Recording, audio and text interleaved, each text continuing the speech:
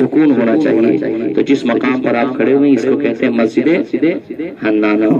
حنانہ کے معنی ہوتے ہیں وہ جگہ جسے گریہ کرنے والی، رونے والی جگہ کو، جو خم ہو جائے، چھپ جائے۔ اونٹنی کا بچہ جب بل بلاتا ہے، گڑ گڑاتا ہے، ہن ہناتا ہے تو اس کو حنین بولتے ہیں۔ اسی سے اس کو ماخوذ کیا گیا اور کہا گیا کہ رونے گریہ کرنے والی جگہ کو حنانہ کہا جاتا ہے۔ جب مولا جنگ صفین سے واپس آئے، صحابہ نے کہا مولا ہم چاہتے کوئی مسجد تعمیر کی جائے، تو مولا نے اس مسجد کا سنگ بنیاد رکھا۔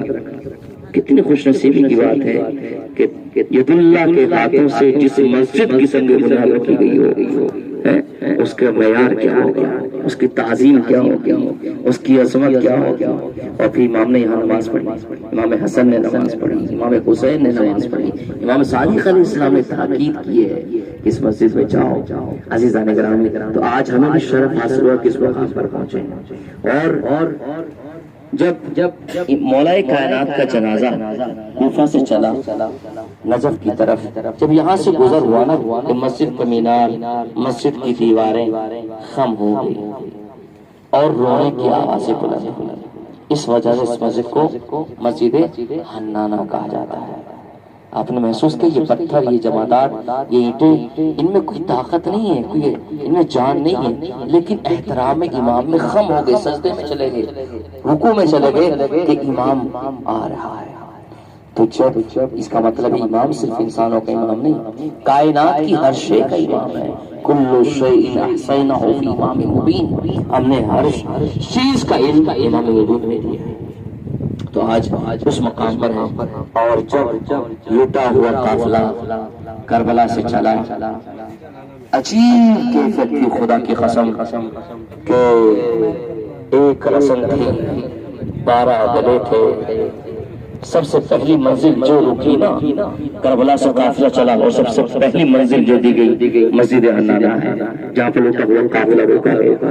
آپ محسوس کر لیجیے گا ان بے قصور رسول کے نواسیوں کو، جن کو ننگ سر، جن کے سروں کا طواف آئے تطہیر کرتی تھی، ان کو ننگ سر کھلے آسمان میں اور شرابیوں کے سامنے ان کو لایا گیا۔ بے قجاوہ اونٹوں پر سوار ہیں، ہاتھ پسے گردن بندھے ہوئے ہیں، ایک رسن ہے، 12 گلے ہیں، عجیب منزل ہے، خدا کی قسم۔ ظلم یہ ہوا، ان بیویوں کو بے قجاوہ اونٹوں پر سوار کیا گیا، اور سوار کرنے کے بعد اور ظلم کی انتہا یہ کر دی گئی، ان بیویوں کے گود میں، آغوش میں چھوٹے چھوٹے بچوں کو بٹھا دیا گیا۔ اب بیویاں اپنوں کو سنبھالے یا بچوں کو سنبھالے، ہاتھ تو پسے گردن بندے ہوئے تھے، پیچھے سے اونٹوں کو دوڑایا گیا۔ اب ماں کی آغوش سے بچے اچھلے، زمین پر گرے، گرتے ہوئے ماں نے دیکھا ماں مجھے بچاؤ، لیکن یہ آواز نکلی، ادھر بچے کے سینے پر وہ پیر رکھا اور نکلتی ہوئی آواز دبتی چلی گئی، ماں روتی رہی، کوئی بچانے والا موجود نہیں تھا۔ نہ جانے کتنے بچے کربلا سے کوفہ کے راہ میں۔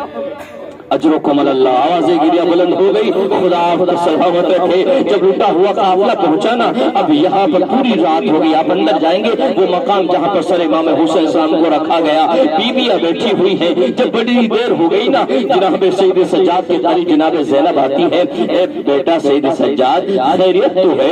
بڑی دیر ہو گئی، ہمیں لے کر کیوں نہیں جایا جا رہا ہے؟ ایک جملہ کہا، اے پھوپھی اماں دربار سجایا جا رہا ہے۔ جیسے جملہ سننا تھا زینب کانپ گئی، ایک مرتبہ کہتی بیٹا خبردار، ان سے کہہ دو زینب جیتے جی مر جائے گی، دربار میں نہ جائے گی، اس لیے کہ میں نے اپنی اماں زہرا کا حال دیکھا ہے۔ جب وہ دربار میں گئی تھی اپنے قدموں پر چل کر گئی تھی، لیکن جب واپس آئی تھی حسن و حسین